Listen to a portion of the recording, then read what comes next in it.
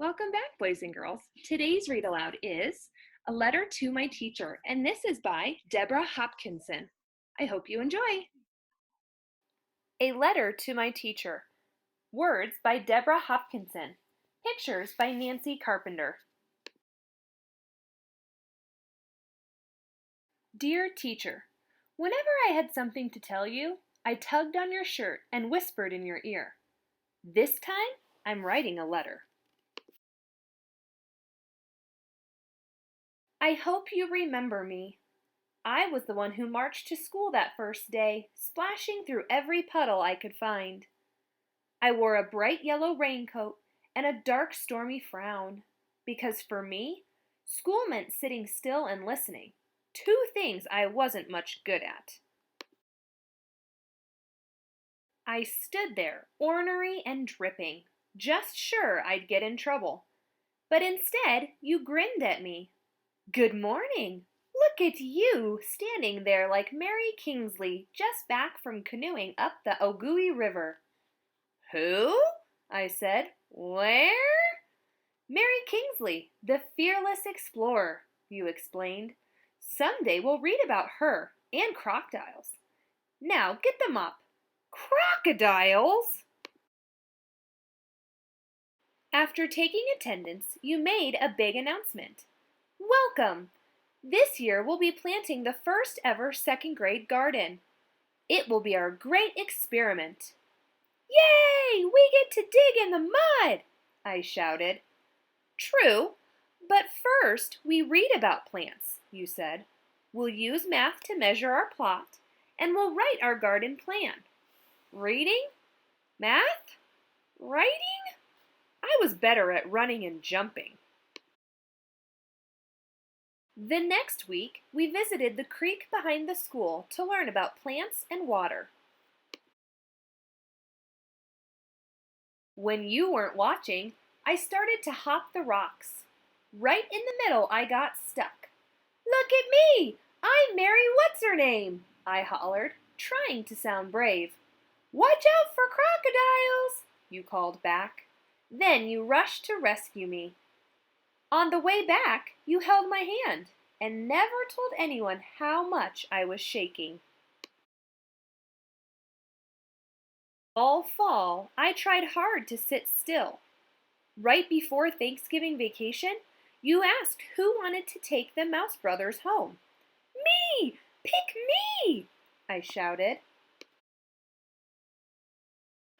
But while I was busy eating turkey, my cat, Lucy, ate one brother. I bought a replacement mouse, except I just couldn't tell you. One day, when we were cleaning their cage, you called me over to your desk and told me that we might have to change the brothers' names to Ma and Pa Mouse. You knew the whole time, I said. Laughing, you said, might as well get used to it. Teachers see everything.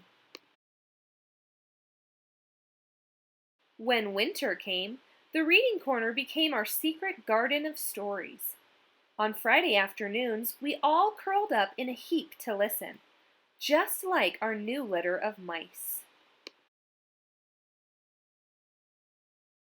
I loved it when you read to us and always begged for more, but I hated being called on to read out loud. I kept tripping over words. Once, right before my turn, I yelled, "Raise your hand if you want to go home!" Another time I clutched my throat and croaked, "Uh-oh, I lost my voice." Nothing fooled you, though. You called me to your desk and asked, "When we make our garden, do you think the seeds will grow right away?" "No," I said. "Everyone knows they need time and sun and water." "Well, learning to read takes time too," you said. "Now, I think you have a cat." I nodded. "Lucy, the one who likes mice." "I'd like you to read to Lucy every day," you suggested. "It might keep her out of trouble." I giggled. "Maybe I'll read her Puss in Boots." I practiced hard, and you gave me extra help too. One day you brought me a special book. I met a real author and he autographed it just for you, you said. I looked at the cover and sounded out the words, "Wow, it's about her! That explorer, Mary Kingsley!" You smiled. Next week you can share it with the class. In March, we explored our town. We went on a field trip to an old house.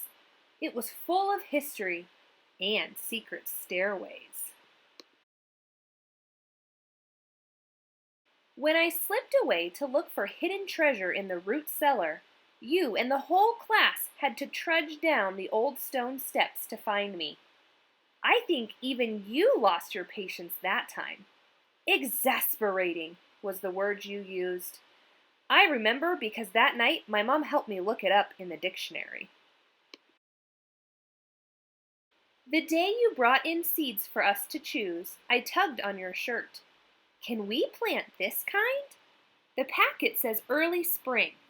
We can have bright red radishes in just a few weeks. Good reading and great idea, you said. Thanks to the math games we played, measuring our garden patch was easy. At last we turned over our soil and were ready to plant. I was the radish crew chief and read out the instructions all by myself. All spring we weeded and watered and kept garden journals too. On the Friday before summer vacation, we wrote out invitations to every class to come enjoy the salad we'd grown ourselves. "Splendid spinach," said the principal. "It's because of the worms," I explained. I didn't know how to say thank you. So, on the last day I gave you a present, a memory quilt. I'd measured squares on paper and made the story of our year in each one. The reading corner, worms in our compost, the magnificent mouse family, and best of all, a picture of you and me. You looked at the quilt a long time, then held it up for everyone to see. Thank you! Now I'll never forget you all and the year of the second grade garden. Me neither, I promised, and I never have. For a long time now, I've been wanting to write to tell you that even though I didn't always listen, and I know I was exasperating, second grade really was the best year ever. So I guess you won't be too surprised to hear that I still like to stomp through creeks, dig in the garden, and even read out loud to my cat. Most of all, I want to tell you that I'm about to start my first job. And tomorrow morning when I go to work, I think about everything you helped me explore and try my best to be like you. Thank you for being my teacher, your student. I hope you enjoyed our read aloud today of Letter to My Teacher by Deborah Hopkinson. Tune in next time for another great read aloud.